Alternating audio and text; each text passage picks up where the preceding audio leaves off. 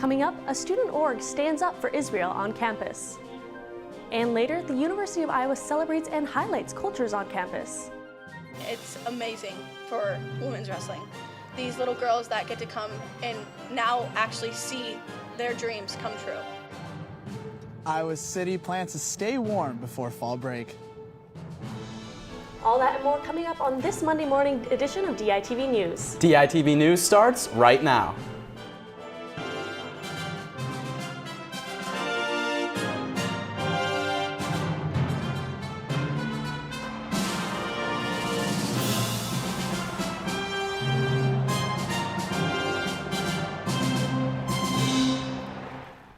Good morning. Thank you for watching live on the Daily Iowan TV. And for listening on KRUI 89.7 FM. I'm Kara Doolin. And I'm Max Von Grease. The University of Iowa's Young Americans for Freedom chapter will be standing up for Israel today, honoring the 200-plus hostages taken from Israel by terrorist organization Hamas. Israeli flags will be placed for those hostages. YAF members began planting the flags at Hubbard Park at 6 o'clock this morning. The flags will remain on the park until 6 p.m. tonight, where the group will hold a moment of silence before taking them down. YAF is set to host North Korean defector Yeonmi Park at the Iowa Memorial Union Tuesday night for her talk about capitalism over communism at 7 p.m. And last night, Tim Scott, senator from South Carolina, withdrew from running for president. Scott was polling third in Iowa in August, but as other candidates found their footing, he struggled to compete with the other Republican candidates. Scott says he does not plan to endorse another candidate. You know, Kara, I thought this week was supposed to be warm, but when I came outside this week, I saw frost on my windshield. Oh, I know. This was the first time of the year where I walked up and I saw frost all over Hubbard Park.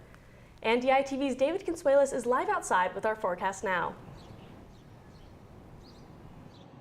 Hey, thanks guys. Don't worry about it, because it does seem cold right now, but it does plan to get warm and sunny later today. I am currently live in downtown Iowa City where it is 39 degrees. Today looks to be a high of 63 with the sun staying out all day, with tonight looking to be a little chilly as it'll drop down to 32. Tomorrow will keep the same vibe as today with a repeat on the high of 63 and sunny. Looking at the week ahead, Wednesday will be nearly 70 degrees and sunny as well, and will be the highest temp we will see this week. The rest of the week will drop down slightly, but still stay nice and sunny. And I'll send it back to you guys in the studio. Thanks, David. A $6 million grant has been awarded to the University of Iowa's public health system. The grant will be used to fund a new research center and help with climate adaptation planning. The grant is funded by the National Oceanic and Atmospheric Administration, and the project will be 5 years long. Adaptation planning is using strategies to develop flood resistance along with drought and heat resilience. For this, they'll be looking at how to help communities make decisions dealing with their farms and daily lives. The program will be led by UI Clinical Professor of Environmental and Occupational Health, Brandy Jansen, and will be focusing on working with and learning from female landowners and tribal communities across the Midwest to implement these strategies. And last night, Prairie Lights hosted the 30th annual Book Gala, an after-hours benefit sale in support of the Iowa City Public Library. The event included refreshments with proceeds from the cafe going to the library as well. Along with purchasing books, customers were also able to support the library by donating books which would be sold at the Bookend, the library's used bookshop. The Book Gala is far from the only way that Iowa City residents are able to support the library. The best way to support your library is to use your library card. You can also volunteer on our board, on the library's board, within the library at our book sales, or just advocating for the library. Along with the Book Gala, Prairie Lights and the library also work together when hosting authors' visits.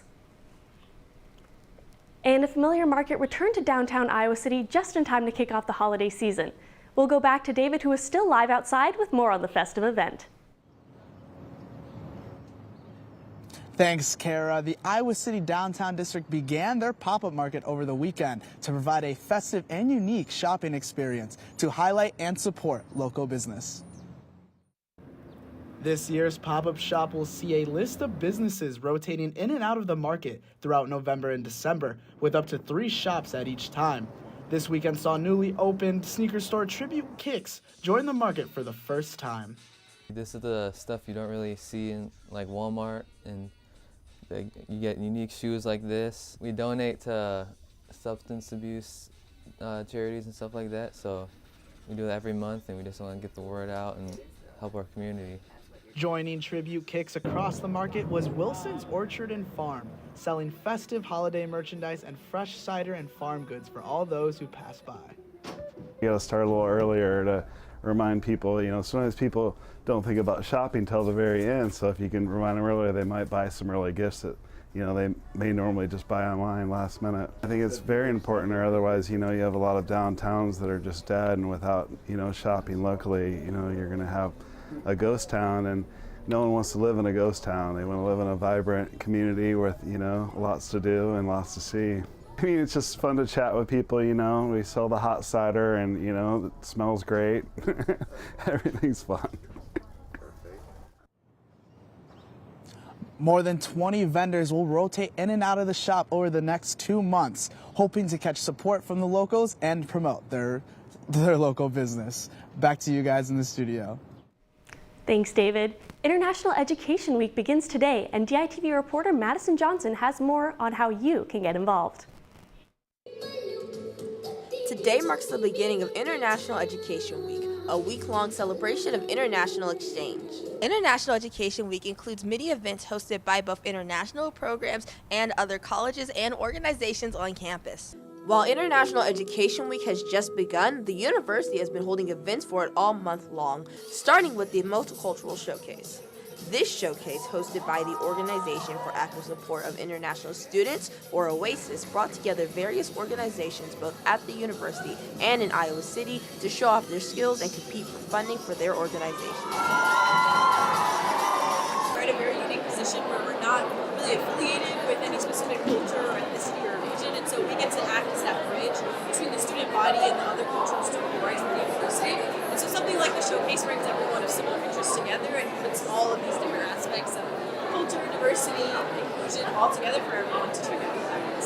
Other events for International Education Week include many geared towards study abroad, global health, and climate change. These events in this week are far from the only way that students can engage with international education. Just be curious. I think that's probably what you can do year-round, and go to different cultural events. Iowa City's full of them, so it really doesn't have to, end with International Education Week. These events and many more help everyone at Iowa feel a little more at home. From international programs, Madison Johnson, DITV.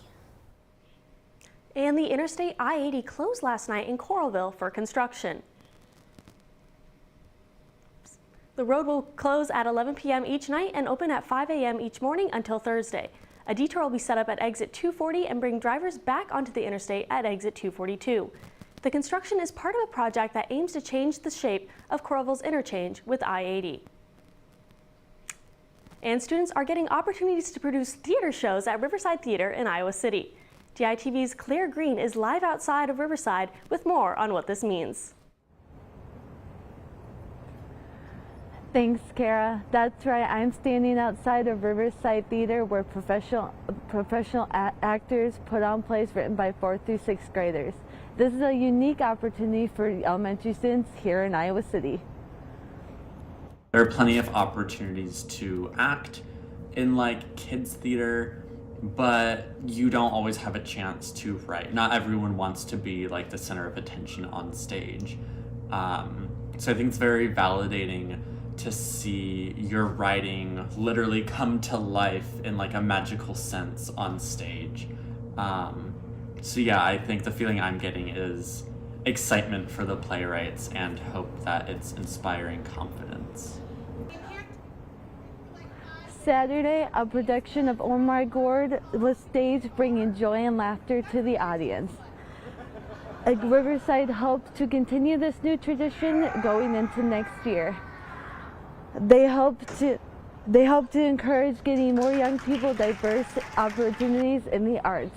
Back to you in the studio.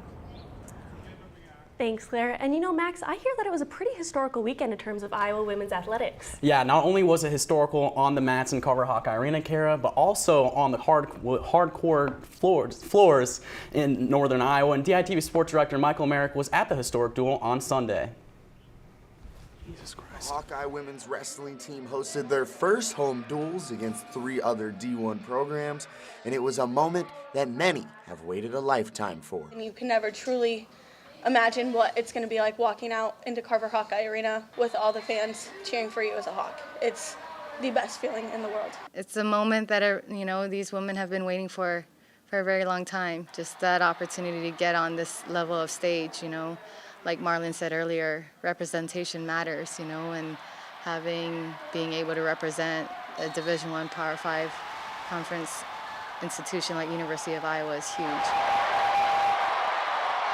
Iowa would dominate this one, only allowing 5 team points all day long and getting double-digit pins in their 3-0 performance that will inspire the future of women's wrestling for years to come. It's like, this is so freaking cool to be a part of this. It is so cool. And it just is like, you see all of these little girls, and then you kind of put yourself back when you were a little girl starting wrestling, and they mean so much to us. Like, they don't know that, but they mean so much to us to see them there and excited to watch us compete. It's amazing for women's wrestling. These little girls that get to come and now actually see their dreams come true and hopefully be them one day. So it's super exciting, and I'm glad this is a start. I'm glad we're finally to this point, but we still have a lot of work to do. And whether it's having over 50,000 strong inside of Kinnick Stadium for a women's basketball game, or like it was here today with over 8,000 cheering on the Hawkeye women's wrestling team, it is clear that the University of Iowa always puts a spotlight on women's athletics. From Carver Hawkeye Arena, Michael Merrick, DITV Sports. Thanks, Michael. And returning to Kinnick for the first time in 3 weekends, Iowa football was looking to find an offensive stride in front of their home crowd. DITV's Johnny Valtman and Sarah Gala have more on what steps the Hawks took forward. The Hawkeyes celebrated their Military Appreciation Day on Veterans Day, with veterans in attendance for this one. Receiving the ball first, Iowa wasted no time driving down the field and putting it in a position, but Drew Stevens misses his first field goal. The defense is against a high-powered Scarlet Knight offense, but the Hawkeye defense took care of business in the first half, holding Rutgers to only 87 total yards. Iowa had another opportunity to score right before half, but Hill's interception in the red zone only gave Iowa a slim 3-0 lead going into the break. Obviously not the way I wanted, not the way we wanted it to end. I think that, it built momentum. And it was like, all right, guys, let's just keep doing this. We know we can do it. We just did it. So, let's just keep it rolling in the second half. Out of the break, Iowa would then go on a scoring tear. After punting their first possession, the offense would lead Stevens to another field goal, but the D holds Rutgers to a 3-and-out, and a 9-play drive is capped off by Jazz Patterson's touchdown run. I thought it was a complete team game. Defense played their tails off. Special teams set us up. I think there was 5 plays there where Coop caught at the 50 every time Fair caught it. So, a great team win. That's what it's all about. Iowa's defense would hold Rutgers to another 3-and-out, leading to another field goal. And after an interception, Caleb Brown finally scores his first touchdown of the season. Difference. Like I said, it was just a matter of time, pretty much. Just for the whole thing to get rolling, even for myself, it was just a matter of time, I would say. Iowa's offense ends up with 402 total yards of offense on the day and blanks Rutgers, winning this one 22-0. Our best second half of football since we got started here. And I thought last week probably was in that category. This one certainly was a little bit better. With the defense and crowd being a big factor in the Hawkeyes' win tonight, Sarah, Iowa's offense also played a key role. Yes, Johnny, fans were finally able to see some life in Iowa's offense today. It was a pivotal game for Deacon Hill as this quarterback proved himself on the field. As Johnny mentioned, Deacon threw an interception right before the end of the first half, but that didn't stop him from playing his game, and he never gave up. It's kind of just okay, I know what I'm doing. Trust your fundamentals, trust your base. I think it's just, building a rhythm within it. One of Deacon's biggest plays was when he connected a 54-yard pass to Zach Ortworth that led to a field goal in the third quarter. During the fourth quarter, the Hawkeyes offense finally woke up as they looked like a unit and scored 16 out of their 22 points. Most notably, the offense, I think, took a big step. And, we put points on the board in the second half, but even in the first half, I think if you look what they did. By the end of the game, Deacon topped 200 passing yards and this was the first time in 2023 that an Iowa quarterback has thrown 200 or more in a game. You know, he's been working. He's kept his head down. I'm really proud of him. He just keeps working. He's the same guy every day. A ton of personality from that guy. I mean, he's screaming before we go out there on the field, and as we get off, he's screaming too. And you know, he's a really exciting, really fun guy to block for. Like I said, growing each week, and I thought I took a good step forward today. But the biggest thing is just continuing to take a step forward, you know, next week and the following after that. Now, Johnny, with 2 games left, let's see if these Hawkeyes can keep this offense rolling. Let's see if this Kinnick crowd can too, as next weekend the Hawks will host the Fighting Illini with a chance to win the Big Ten West title. From Kinnick Stadium, Johnny Voltman. And I'm Sarah Gala, DITV. And another women's team that has been on a roll as of late is Iowa soccer. DITV's Colin Carruthers has more on how the team looked this past Friday as they started their quest for a national championship. The Iowa women's soccer team came into tonight with a steaming hot win streak to defend, as last week they became Big Ten champions in an underdog win against Wisconsin. However, they had to leave that all behind as tonight marked theirs and 63 teams beginning for an NCAA tournament run.